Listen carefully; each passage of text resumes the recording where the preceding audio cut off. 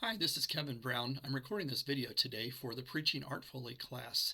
This is my retelling of the biblical story. The title of my story is Saving the Family. It was January a year ago in New Iberia, Louisiana. It was an odd year because southern Louisiana typically doesn't receive a lot of snow, but this particular year they received a lot of snow. During that snowstorm, 7-year-old Brandon Spencer was out playing in the snow when he came home for lunch. When he walked in the door, he yelled, "Mama, Mama, fire! House on fire!" His mother, being in a bedroom, looked down the hallway, and sure enough, there was flames and there was smoke in the hallway. She frantically tried to figure out a way to get herself out of the bedroom. Unfortunately, there was a window air conditioner blocking her window to get out. She frantically tried to push that window air conditioner out with no luck. The next thing she knows is Brandon's fist coming through the glass of the window, breaking the glass in order for her to be able to get out. Brandon's heroic action of getting his mom out of the bedroom saved not only his mom, but also his 3 sisters. Today I'm going to share about a hero like Brandon who not only saved his family, but saved his entire nation. You see, he was sold to Potiphar as a slave after his brothers threw him down into a well. Joseph was successful in Potiphar's house and won the favor of Potiphar and also Potiphar's wife, who found him to be very attractive. Unfortunately, Joseph was not interested in Potiphar's wife in respect for Potiphar, and he fled from her aggression. He was thrown into prison where he met the Pharaoh's baker and cupbearer in prison, and he explained their dreams to them so they knew he could explain dreams.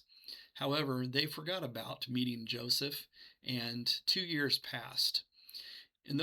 After 2 years, Pharaoh had a dream, and he explained the dream to the cupbearer and the baker, hoping that they would explain his dream to them. But unfortunately, they and none of the other prophets could do so. But then they remembered Joseph, and they remember meeting Joseph, that he explained their dreams to him. And so Potiphar called Joseph, and Pharaoh requested Joseph to come to his palace. So he got ready, he shaved, he got cleaned up, and went to Pharaoh's bedside to explain the dream. Pharaoh explained the dream that he was standing on the Nile River, and all of a sudden 7 plump, healthy cows came up out of the river and started grazing on the bank. After that, 7 thin cows that were scraggly looking came up out of the water, and they also started grazing on the grass. But then all of a sudden, the 7 thin cows ate the 7 plump cows.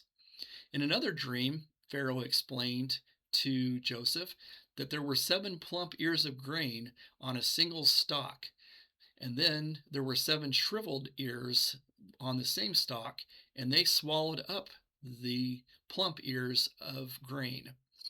2 dreams back to back in that time meant that there was seriousness in the dreams, and they were looked at more heavily than if it was a single dream.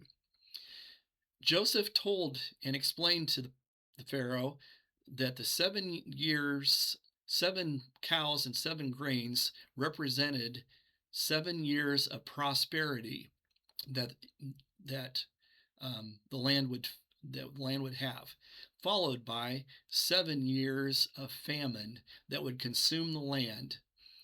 That the 7 years of prosperity wouldn't even be remembered any longer.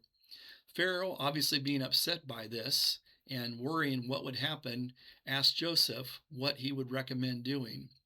Joseph said a wise man should be put in charge of the land of Egypt, and that he would collect 1/5 of all the crops for the storehouses of Egypt, so that they would be prepared for the 7 years of drought following the 7 years of prosperity. Joseph was put in charge of being in charge of that effort. God spoke to Joseph through dreams so he could be proactive, saving not only his family, but entire Egypt. People came to get food as the lean times happened, and because of that, they brought money and livestock in exchange for food. Pharaoh became a very wealthy man because of the things that were brought, because he had stored up the food thanks to Joseph's being able to interpret the dream. To prepare our families, we need to save in the good times for the times when things will be lean, just like Joseph did, so that we can save our family. 10 years ago, our family started Dave Ramsey's Peace University. We felt like at that time we seemed like we were living paycheck to paycheck, and we were tired of doing that. We didn't want things to pop up and have to put our expenses on a credit card. So we followed Dave Ramsey's debt snowball effect, where we essentially paid off our lower credit cards and used that payment towards higher credit cards. And eventually we were able to pay down all of our debt. And at this point in time, we only have a mortgage to pay off, which we hope to pay off in the next 15 years. But by doing this, this gave us financial flexibility that we're able to handle lean times now better than we could before when we had debt and were living paycheck to paycheck. Honor God with our lives, including managing your finances, is the theme of today's message. Finally, I would recommend that we honor God through practice and discipline so that you can save your family from financial failure by being proactive during the prosperous times. Thank you.